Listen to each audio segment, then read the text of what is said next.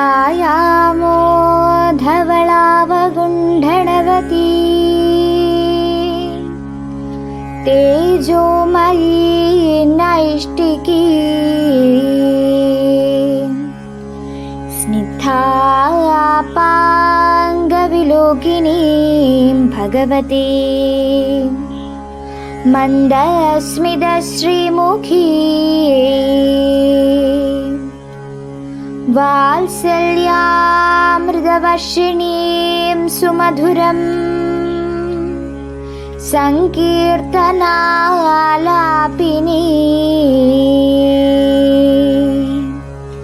ശ്യാമാംഗീ മധുസിദ്ധസൂക്തിം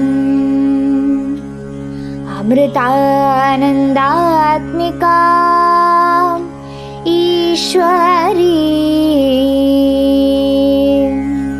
ഗജാനനം ഭൂതഗണാദിസേവിതം കപിത്വചംഭൂ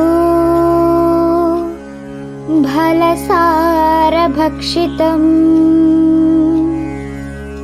ഉമാസുതം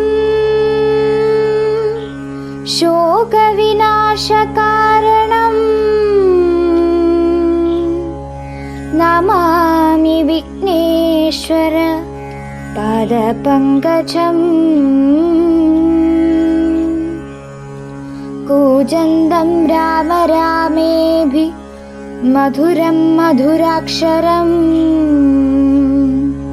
ആരുഹ്യ കവിതാം ശാഖാ വന്ദേ വാത്മീകികോകിലം.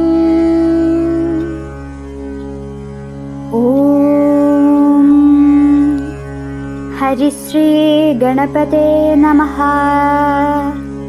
അവിഘ്നമസ്തു. ശ്രീരാമ രാമ രാമ ശ്രീരാമചന്ദ്ര ജയ.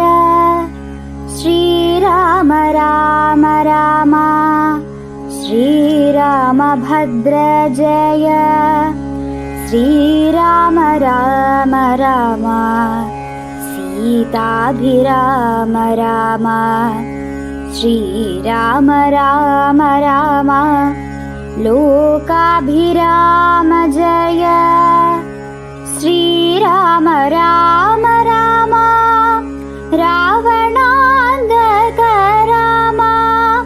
ശ്രീരാമ മമ ഹൃദി രമതാം രാമ രാമ. ശ്രീരാഘവാത്മാ രാമ. ശ്രീരാമ രമാപതേ. ശ്രീരാമ രമണീയ വിഗ്രഹ നമോസ്തുതേ. ശ്രീരാമ രമണീയ വിഗ്രഹ നമോസ്തുതേ.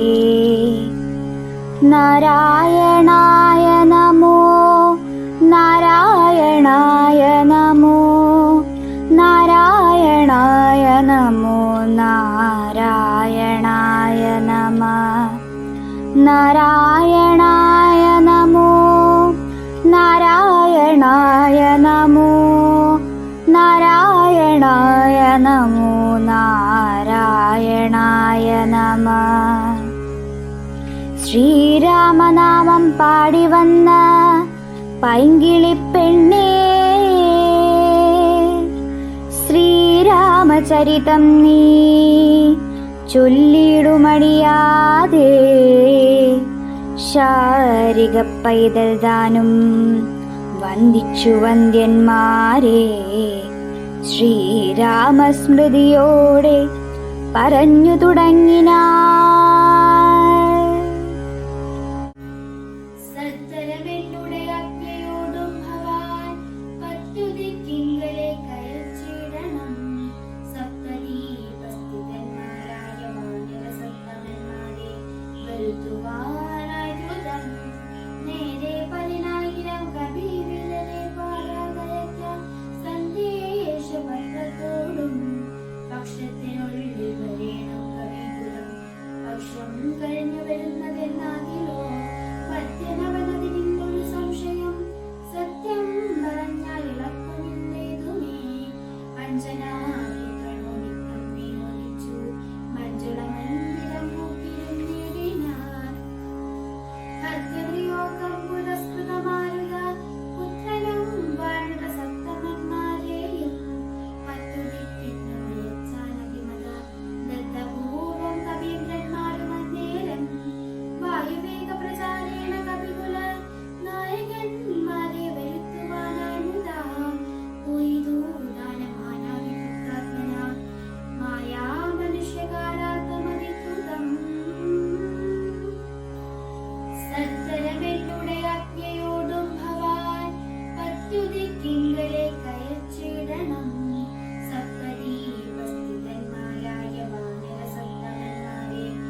വീഴ്ത്തുവാനായി ദ്രുതം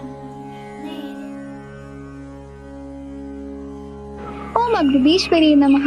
വാൽമീകി വിരചിതമായ ശ്രീരാമായണത്തിലെ ഹനുമൽ സുഗ്രീവ സംവാദമാണ് ഇന്ന് പാരായണം ചെയ്തത്.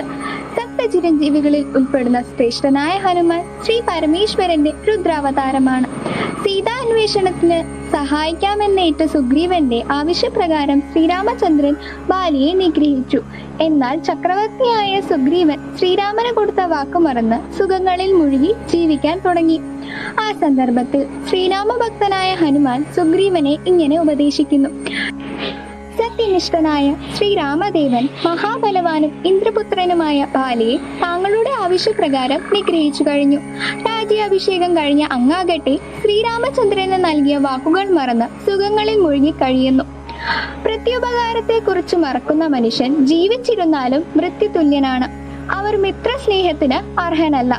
സ്വന്തം പത്നിയുടെ വേർപാടിന്റെ വേദനയിലും സുഹൃത്തിന് നൽകിയ വാക്കിന് വില കൽപ്പിച്ച് ഭഗവാനെ സഹായിക്കേണ്ടത് തങ്ങളുടെ കടമയാണ്. ഇപ്രകാരമുള്ള ഹനുമാന്റെ ഉപദേശം കേട്ട സുഗ്രീവൻ ഇങ്ങനെ ഉപദേശിക്കുന്ന മന്ത്രിമാർ ഉണ്ടെങ്കിൽ രാജാവിന് ആപത്ത് വരികയില്ല എന്ന് പറഞ്ഞ് സീതാന്വേഷണത്തിന് തന്റെ ദൂതന്മാരെ നാലുപാടും പറഞ്ഞയക്കുന്നു. സുഗ്രീവനോടുള്ള ഭക്തിയും വിദ്വേദത്വവും കൈവിടാതെയാണ് ഹനുമാൻ സംസാരിക്കുന്നത്. മാധുര്യം, അക്ഷരശുദ്ധി, ലയ, സമത്വം, ധൈര്യം എന്നിവ കൈമുതലായുള്ള ഒരു നല്ല പ്രഭാഷകനെ പോലെ സുതാര്യവും സ്വവ്യക്തവുമായ ഭാഷയിലാണ് ഹനുമാൻ സംസാരിച്ചത്. ജീവിതത്തിന്റെ പ്രശ്ന സങ്കീർണമായ അവസരങ്ങളിൽ നമുക്ക് പലപ്പോഴും അപ്രതീക്ഷിതമായ സഹായങ്ങൾ ലഭിക്കാം. ഉപകാരം ചെയ്ത ആൾക്ക് തിരിച്ചൊരു സഹായം ചെയ്യുമ്പോഴാണ് അത് ഫലവത്താകുന്നത്.